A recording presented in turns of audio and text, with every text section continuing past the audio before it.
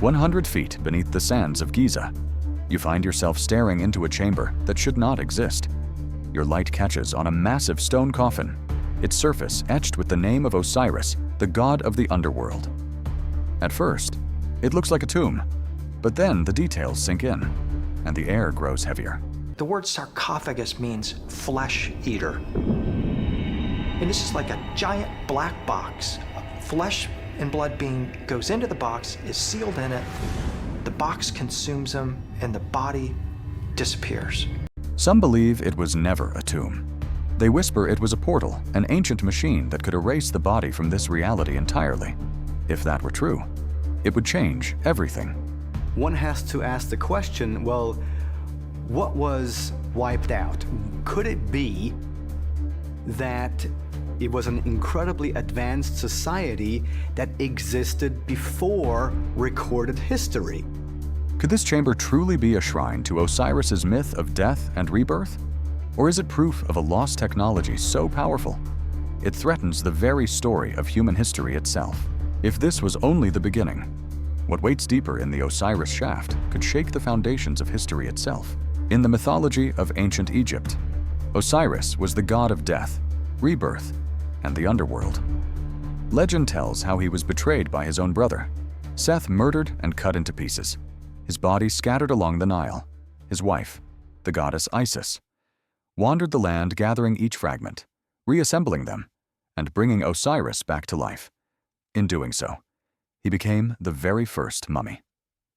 From that moment, Osiris ruled as lord of the afterlife, guarding the realm of the dead and establishing the belief that death was not an end, but a threshold into a new existence. This myth was not just a story, it became the cornerstone of Egyptian religion. To become Osiris through mummification and funerary rites was the ultimate hope of every Egyptian soul. In some of Egypt's oldest sacred texts, the pyramid texts, dating to around 2400 BC, the dead were described as becoming Osiris, their resurrection in the afterlife guaranteed through ritual, centuries later. In 450 BCE, the Greek historian Herodotus visited Egypt and recorded a peculiar story of a tomb underground, connected to the Nile, where a coffin rested upon an island surrounded by water.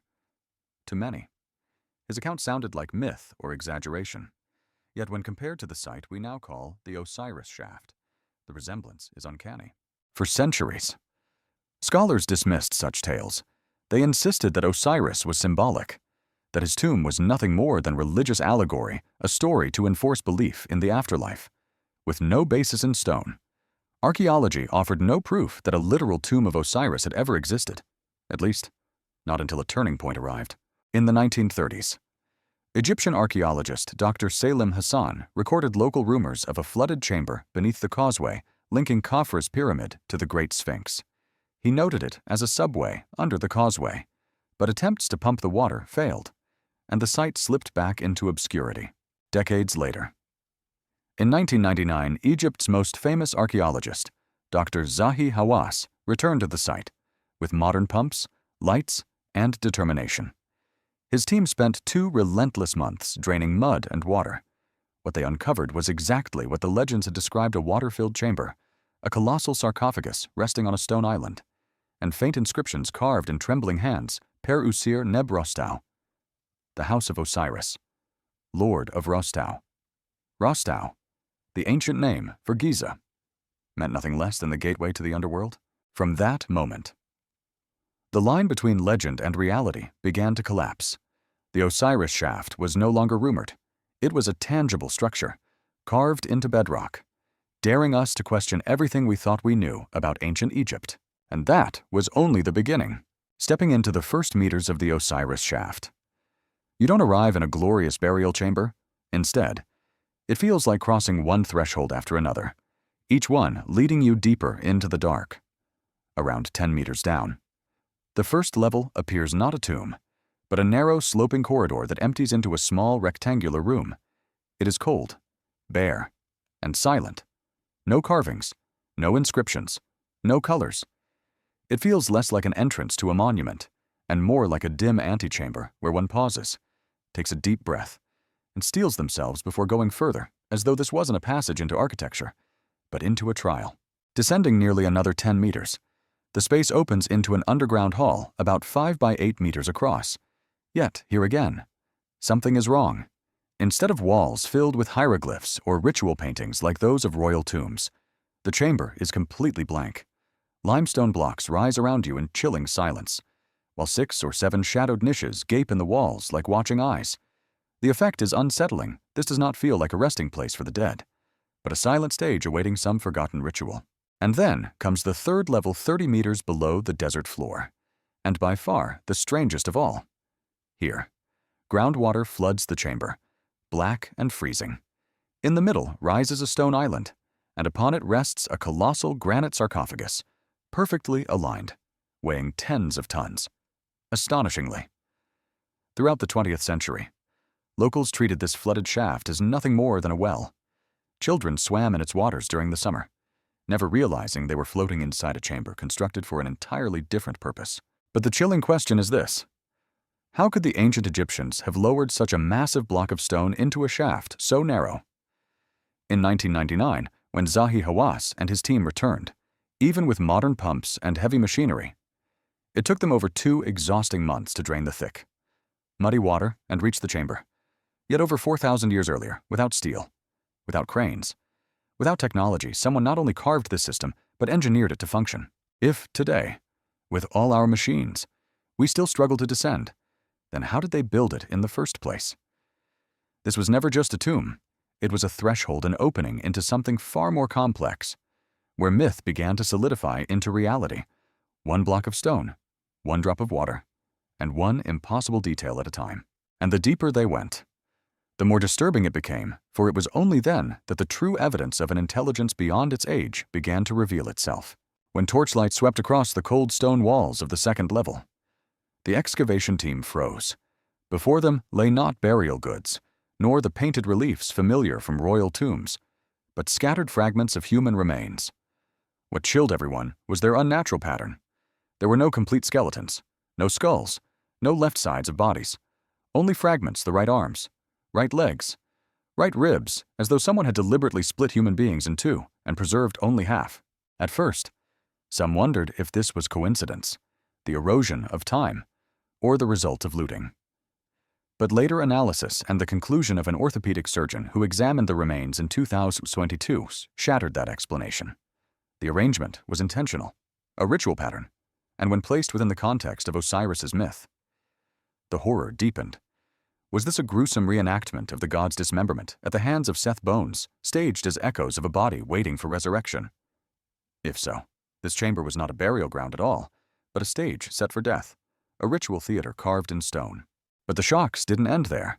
Within the same hall loomed colossal sarcophagi, each weighing between 30 and 40 tons, and one was not made from ordinary limestone or granite, but from diorite, a volcanic stone so hard that even today, industrial tools struggle to cut it. Worse, diorite does not exist in Egypt's geology. It must have been hauled here from thousands of miles away. Yet somehow, the ancients not only transported it, but lowered it into a shaft 30 meters deep, through an entrance barely wide enough for a man to crawl. When opened, the sarcophagi offered no answers. They were empty. No mummies, no treasure, no inscriptions. Only a thick black coating clung to the interiors, a mixture of oils, resins, beeswax, and bitumen. To the Egyptians, black symbolized the fertile silt of the Nile, decay, and rebirth. These coffins may never have been intended for burial, but for ritual transformation, symbolic deaths, where initiates could undergo the passage to become Osiris. The chamber lay in silence, but the questions reverberated louder than heartbeat. Was this pure symbolism, or the trace of a bloody ritual carried out in reality? Why preserve only half of the human body? How were foreign stones weighing tens of tons transported and set here in an age without cranes or steel? And if these were rituals, then who or what was truly being worshipped in the darkness at the bottom of the shaft? By the time you reach the deepest level, it feels as though the entire world above has vanished. No wind, no sunlight, only a chamber drowned in freezing black water. The shaft plunges into silence, and the flood rises to your waist. Torchlight flickers against slick limestone walls, casting pale golden streaks that waver like ghosts across the stone. In the center of that still water rises a lonely stone island, isolated like a beacon in a sea of darkness. 4 pillars stand around it, rigid and unmoving guardians frozen in stone. To the ancient Egyptians, such a formation carried deep meaning, the 4 sons of Horus, protectors of the organs in mummification, or perhaps a symbolic echo of the 4 cosmic pillars upholding the sky. And there, resting on the island, lies the heart of the mystery, a massive granite sarcophagus. Its surface is scarred and mottled with algae, but its presence radiates a crushing weight, as though it had been waiting in silence for millennia. When Zahi Hawass and his team finally pried open its lid, they did not find a mummy, nor treasure, but faint characters carved into its stone, worn by centuries of water and time. The words still pierced like a blade: Per Usir Neb Rostau, the house of Osiris, Lord of Rostau. Rostau, the ancient name of the Giza necropolis, meant one thing: only the gateway to the underworld. That moment felt like a myth clawing its way back to life. Every detail matched Herodotus's account from over 2,000 years ago: a subterranean tomb linked to the Nile, an island of stone, water to be crossed by the dead in their journey to Osiris. Now it stood not on the page, but before their eyes. Imagine standing there yourself, water lapping at your legs, the air heavy and still, torchlight shaking on wet stone. Every drop, every breath, echoes like a voice in the dark. Visitors later swore they heard chanting in the chamber, ritual songs vibrating off water and limestone, as if Osiris himself were being invoked. And when the lid revealed that inscription, one chilling truth became undeniable: the Osiris shaft was no myth. It was real, a structure built into the bedrock of Giza. But that revelation brought a more terrifying contradiction. As if the myth was true, then perhaps all of Egyptian history, long balanced between legend and fact, had been uprooted from its foundation. And if this truly was the house of Osiris, then the question is inescapable: was it only a temple of ritual, or a gateway into the world beyond? As the lights probed deeper into the Osiris shaft, the initial chill of fear slowly gave way to a different kind of shock, one rooted not in myth, but in reason. The more closely you looked, the more impossible it became. This wasn't just a monument of legend. It was an engineering challenge that defied everything we thought we knew about ancient Egypt. Picture it: a cramped shaft, barely wide enough for a man to stoop through. And inside, sarcophagi weighing 30, even 40 tons. One was carved from diorite, a volcanic stone so brutally hard that even modern diamond tools struggle to cut it. And here's the problem: diorite doesn't exist in Egypt. It had to be quarried thousands of miles away, dragged across deserts, and lowered into a chamber 30 meters underground. Even today, with cranes and hydraulic lifts, the task would border on impossible. So how, more than 4,000 years ago, was it achieved? That's the part no one can explain. Even modern excavation showed how absurd this was. Zahi Hawass's team, armed with pumps and machinery, spent 2 relentless months just to drain the choking mud and water before even touching the sarcophagus. And yet, the ancients not only overcame those obstacles, they built something that has survived millennia. This was never just a tomb. It was a technological riddle, a feat out of time. And to this day, we still don't have an answer. But the engineering puzzle is only half the story. The other half is ritual. The narrow chambers, the flooded halls, they were no accident. Sound inside the shaft doesn't fade. It multiplies. Every whisper becomes something else, something you can feel in your bones. To stand in the water chamber is to hear your own voice returned in eerie resonance, as if Osiris himself were answering from the dark. The water, too, was no mere obstacle. Rising around the stone island, it became a living symbol of the Nile flood, the endless cycle of death, fertility, and rebirth. And some researchers believe the shaft was aligned with the heavens themselves, the Nile above, and the constellation Orion Osiris's eternal form watching from the sky. Piece by piece, the elements came together: impossible sarcophagi, water as ritual, sound as invocation. More than architecture, more than a tomb, a ritual machine, a multi-sensory engine designed to dissolve the boundary between body and spirit, life and death, until one could cross into the realm of Osiris. But this was only the beginning of the confusion, because when scientists began dating the artifacts inside, a contradiction surfaced, one so severe It threatened to fracture the entire timeline of ancient Egypt itself. If the Osiris shaft had truly belonged to just one period of history, dating it should have settled the matter. But it didn't. The deeper archaeologists looked, the stranger it became. This place wasn't a monument frozen in time. It was a labyrinth layered with relics from different eras, fragments that refused to line up into a single story. When Zahi Hawass and his team excavated the site, they uncovered burial items from Egypt's 26th dynasty, around 600 BCE, a late period, nearly 2,000 years after the age of the pyramids. That alone might have made sense, but in the very same area, researchers found red polished pottery coated in white slip pieces, characteristic of the Old Kingdom's 6th dynasty, nearly 2300 BCE. Some of these fragments even surfaced in the lowest levels, near the flooded chamber itself, which meant one thing: the shaft wasn't only late period. Its roots reached back far deeper. Modern science only made the riddle worse. Thermoluminescence dating on sarcophagi from the second level gave results ranging between 3350 and 2251 BCE, averaging around 2800 BCE, the dawn of pyramid building. Meanwhile, a test on the massive granite coffin in the lowest chamber pointed to about 2400 BCE, the 5th dynasty. In other words, the lowest level might actually be older than the upper ones. That discovery flipped logic upside down. The deepest chamber, the one you'd assume was built last, may in fact be the oldest of them all. So which story is true? Some scholars proposed a compromise. Perhaps the Osiris shaft was built in phases, begun in the Old Kingdom, when the cult of Osiris first took shape, later abandoned as groundwater filled the tunnels, then, 17 centuries afterward, rediscovered by priests of the 26th dynasty, who expanded it, reused the coffins, and gave the site new ritual life. If so, the shaft becomes living proof of a bizarre truth: pyramid builders and late-period priests, separated by almost 2 millennia, may have shared the same sacred underground space, each generation repurposing it to honor Osiris.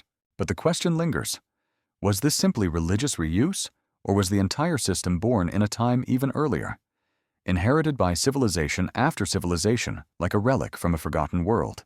One thing is certain: the Osiris shaft does not belong neatly to one dynasty or one age. It functioned like a ritual machine, humming across centuries, touching lives and beliefs separated by vast stretches of history. And that makes it more than a tomb. It makes it a paradox carved in stone. If the conflicting dates scrambled the timeline, the hidden tunnels of the Osiris shaft raised an even bigger question. What if this wasn't an isolated monument at all, but just one fragment of a vast underground system beneath the entire Giza plateau?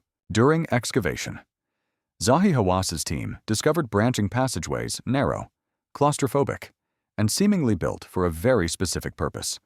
On the second level, a 6-meter corridor was found in the western wall, blocked by rubble and so tight that only a young boy was small enough to crawl inside, its orientation pointing directly toward the Great Pyramid, like a red thread pulling two of Egypt's greatest structures together in the dark.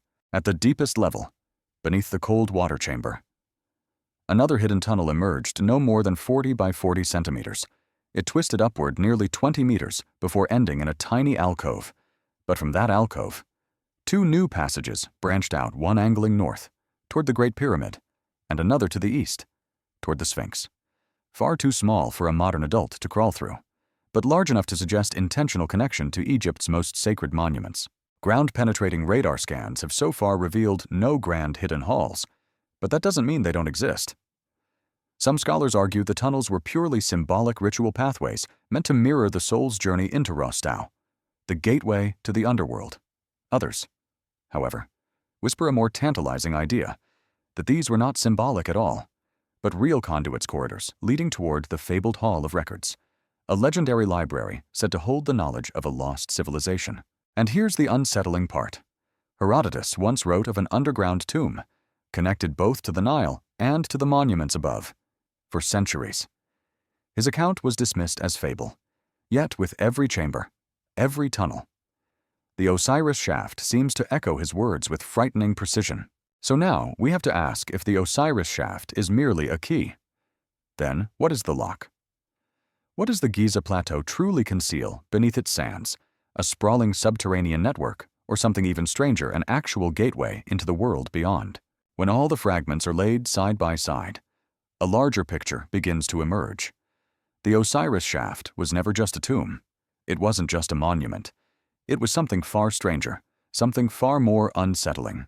A ritual machine, designed to recreate the cosmos itself underground.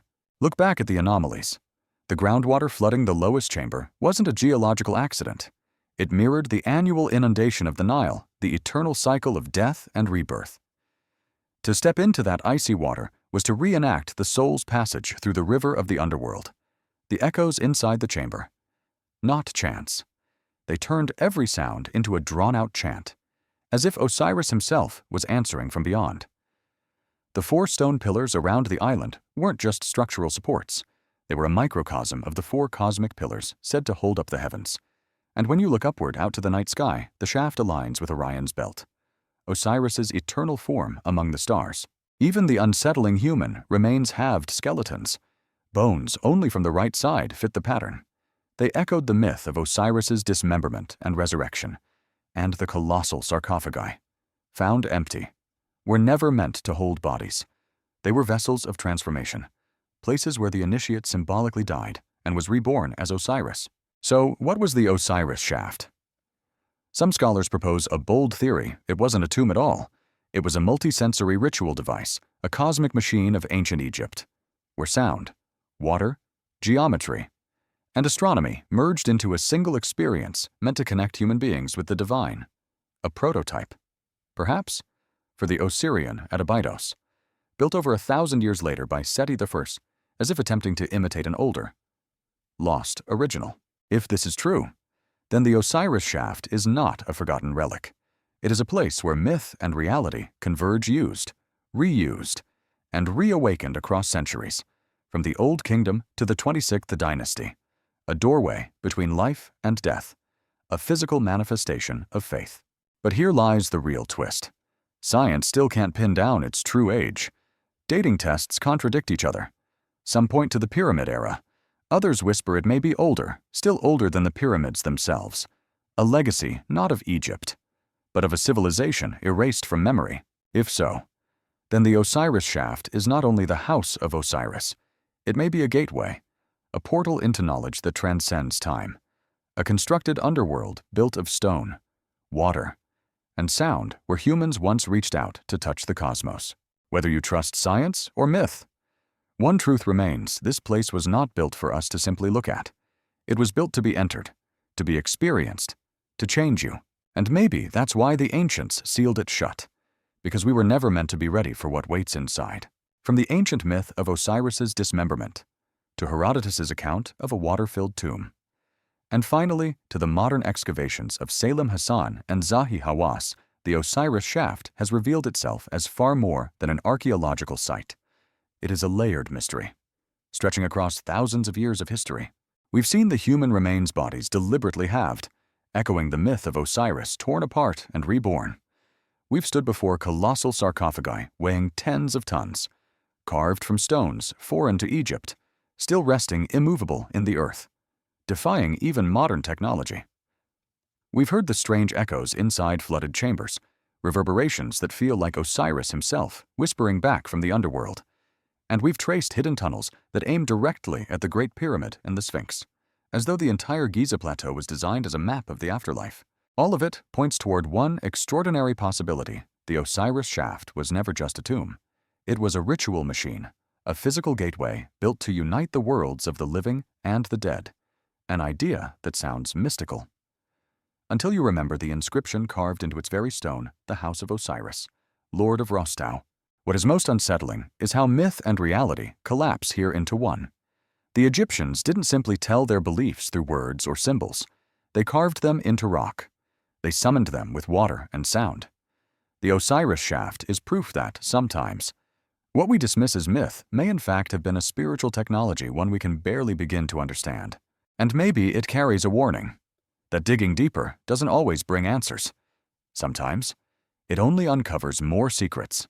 If this story has stirred your curiosity, make sure to subscribe and turn on notifications, because Egypt still holds countless hidden chambers, sealed corridors, and buried rooms. And it may take only one more discovery to to rewrite the history of humanity itself. So, now, we leave you with the question, what do you think the Osiris shaft truly is? A symbolic tomb, a cosmic gateway, or the last remnant of a lost civilization? Share your thoughts in the comments, because maybe, just maybe, you'll be the one to place the final piece of this puzzle.